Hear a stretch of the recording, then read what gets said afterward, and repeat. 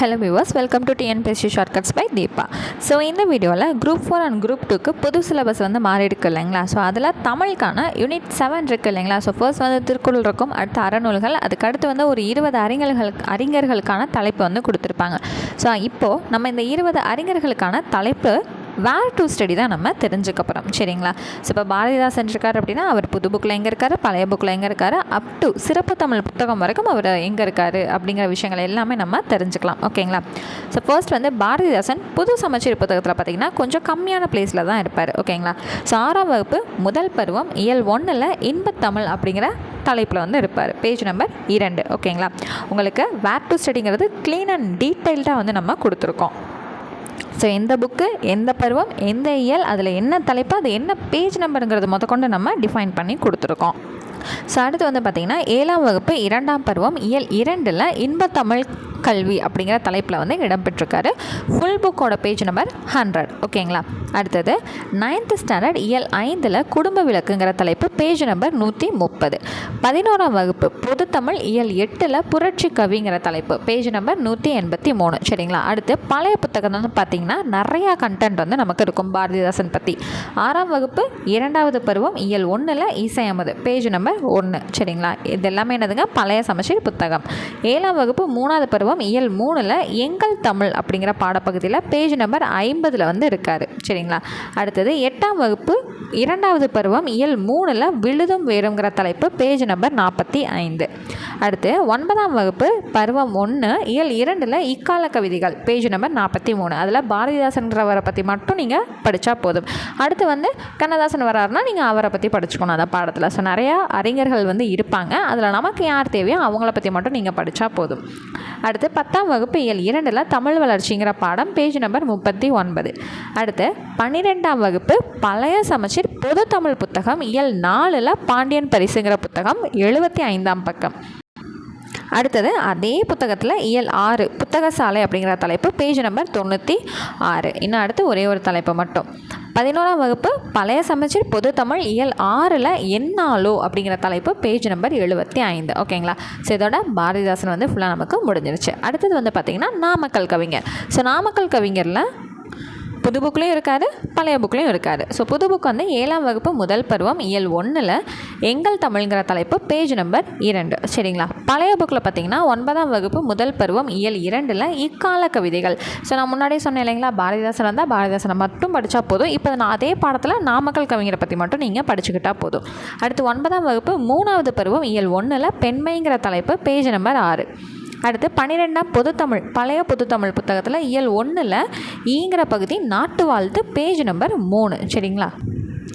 So அடுத்து 3வது number U. Ve. Saminathar. மொத்தமே 2 இடம் தான். ஒன்று புது புக்கு, இன்னொன்று பழைய புக்கு. ஸோ புது சமச்சீர் பொது தமிழ் 12ஆம் வகுப்பு இயல் 4ல் பண்டைய காலத்து பள்ளிக்கூடங்கள் பேஜ் நம்பர் 80. சரிங்களா. இதே பழைய சமச்சீர்னா 6ஆம் வகுப்பு முதல் பருவம் முதல் இயலில் தமிழ் தாத்தா ஊவேசா பேஜ் நம்பர் 7. சரிங்களா. அடுத்து 4வது நம்பர் தேப்போ மீனாட்சி சுந்தரனார். ஸோ இவர் புது புத்தகத்தில் 12ஆம் வகுப்பு இயல் 8ல் நமது அடையாளங்களை மீட்டவருங்கிற பாடத்தில் பேஜ் நம்பர் 190. இதே பழைய புத்தகத்தில் பார்த்திங்கன்னா பழைய புத்தகம் 11ஆம் வகுப்பு பொது தமிழில் உரைநடை பகுதியில் 4வது பாடம் குடிமக்கள் காப்பியம். சரிங்களா. Page number 114. ஓகேங்களா. அடுத்தது 5வது நம்பர் ஜியு போப். ஸோ மொத்தமே 2 இடம் தான். பழைய புத்தகம் 8ஆம் வகுப்பு முதல் பருவம் இயல் 1ல் பேஜ் நம்பர் 12. ஜியு போப்பு தான் அந்த பாடத்தோட பேர். புது சமச்சீரில் 11ஆம் வகுப்பு பொது தமிழில் 2018வது எடிஷன் எடுத்துக்கிட்டிங்கன்னா மொத்தமாக 10 இயல் இருக்கும் அப்போது. ஓகேங்களா. அந்த 10 இயலில் 5வது இயலோட மொழியை ஆழ்வோங்கிற பகுதியில் பேஜ் நம்பர் 134ல் ஜியு போப் பற்றின ஒரு கண்டென்ட் கொடுத்துருப்பாங்க. சரிங்களா. இப்போ இருக்க எடிஷனில் அந்த இயல் இருக்காதுங்க. ஸோ 2018ஆம் வருஷம் எடிஷன் புக் எடுத்து பார்த்திங்கன்னா இருக்கும். சரிங்களா. அடுத்தது வீரமாமுனிவர் பழைய புத்தகத்தில் 2 இடத்துல இருக்கார். 8ஆம் வகுப்பு முதல் பருவம் இயல் 1ல் தமிழ் வளர்த்த சான்றோர்கள்னு சொல்லிட்டு மொத்தமாக ஒரு 3 நபர் இருப்பாங்க. அதில் முதல் நபர் வீரமாமுனிவர் பேஜ் நம்பர் 8, 9 மட்டும் நீங்கள் படிச்சுக்கிட்டிங்கன்னா போதுமானது.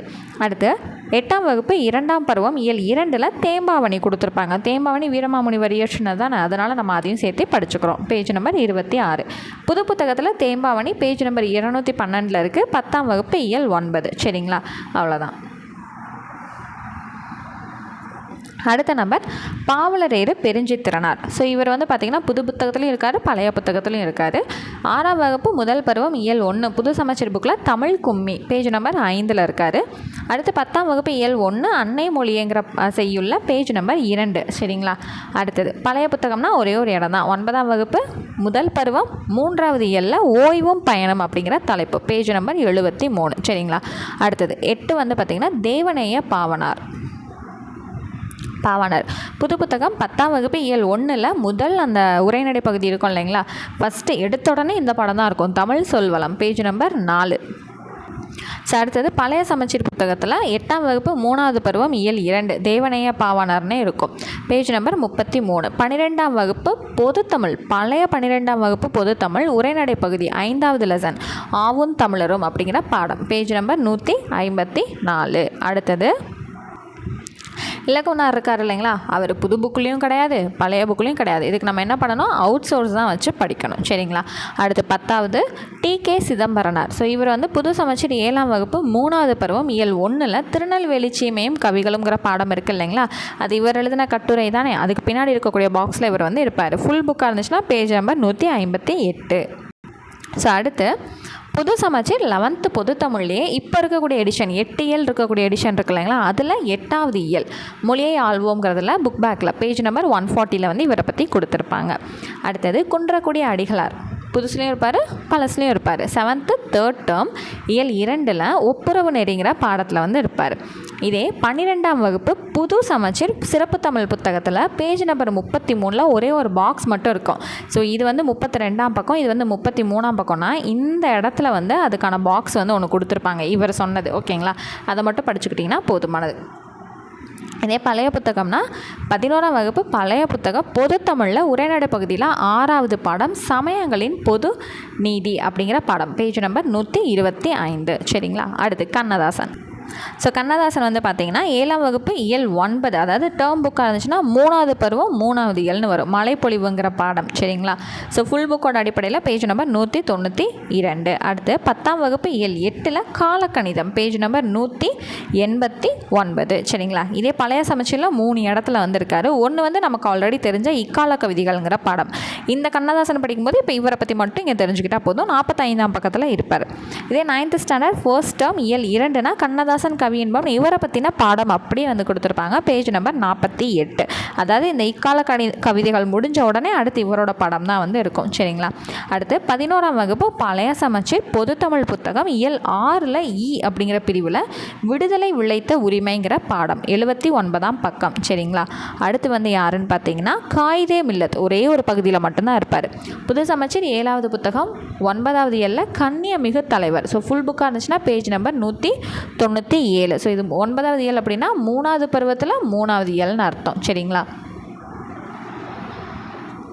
அடுத்தது தாராபாரதி. புது சமச்சீர் 6ஆம் வகுப்பு இயல் 7 பாரதம் அன்றைய நாற்றங்கால் அப்படிங்கிற பாடம் ஃபுல் புக்காக இருந்துச்சுன்னா பேஜ் நம்பர் 148. இதே பழைய சமச்சீராக இருந்துச்சு அப்படின்னா 6ஆம் வகுப்பு 2வது பருவம் இயல் 3 திண்ணையை இடித்து தெளிவாக்கு அப்படிங்கிறது பேஜ் நம்பர் 33 வந்திருக்கும். ஓகேங்களா. அடுத்து 15வது தலைப்பு Pattukkottai Kalyana Sundaram. So 6th standard இயல் 4 புது சமச்சீரில் துன்பம் வெல்லும் கல்விங்கிற தலைப்பில் வந்து இருப்பார். ஃபுல் புக்காக இருந்துச்சுன்னா பேஜ் நம்பர் 80. ஸோ அடுத்து வந்து பார்த்திங்கன்னா பழைய சமச்சீர் 6ஆம் வகுப்பு இயல் 1 3வது பருவத்தில் செய்யும் தொழிலே தெய்வம் பேஜ் நம்பர் 3. அடுத்தது முடியரசன். ஸோ முடியரசன் வந்து புது சமச்சீர் 6ஆம் வகுப்பு இயல் 6 நானிலம் படைத்தவன் அப்படிங்கிற தலைப்பில் வந்து இடம்பெற்றிருக்காரு. அடுத்து பழைய சமச்சீர்னா 8ஆம் வகுப்பு 3வது பருவம் இயல் 2 யார் கவிஞன் அப்படிங்கிற தலைப்பு பேஜ் நம்பர் 31. அடுத்து 11ஆம் வகுப்பு பழைய சமச்சீர் பொதுத்தமிழ் புத்தகம் 6வது இயலில் அப்படிங்கிற பகுதி. சரிங்களா. பூக்கட்டும் புதுமை பேஜ் நம்பர் 77. தமிழ் ஒளி வந்து ஒரே ஒரு இடத்துல மட்டும்தான் இருப்பார். ஸோ புது சமச்சீர் 9ஆம் வகுப்பு இயல் 2 பட்டமரம் பேஜ் நம்பர் 38 வந்து இருப்பார். ஓகேங்களா. அடுத்தது 18வது அறிஞர் கிவா ஜெகநாதன். ஸோ புது சமச்சீர் 7ஆம் வகுப்பு இயல் 7 வயலும் வாழ்வுங்கிற தலைப்பில் வந்து இருக்கும். அடுத்தது உருத்திரங்கண்ணனார் புது சமச்சீர் 7ஆம் வகுப்பு இயல் 4 கலங்கரை விளக்கம். ஃபுல் புக்காக இருந்தால் பேஜ் நம்பர் 76. அடுத்து கடைசி தலைப்பு வேலு நாச்சியார்.